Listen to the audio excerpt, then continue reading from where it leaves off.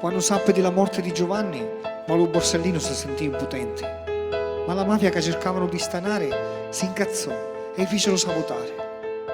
Sapeva che prima o poi finiva male e Eggio era pronto a morire per la terra e il paese, senza avere né medaglie e né pretese. Portava avanti solo il suo travaglio, sperando che poteva spruggare tutto questo imbroglio. Era l'unico magistrato che dello maxi processo in vita va arrestato.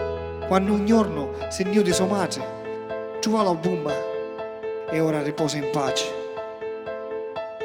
Questo era Paolo Borsellino, il nostro uomo magistrato, Stato, legalità, giustizia e legge, il senso del dovere per la gente. Questo vuole essere un pensiero d'amore incondizionato verso l'uomo che da sempre ci ha difeso. Grazie Paolo.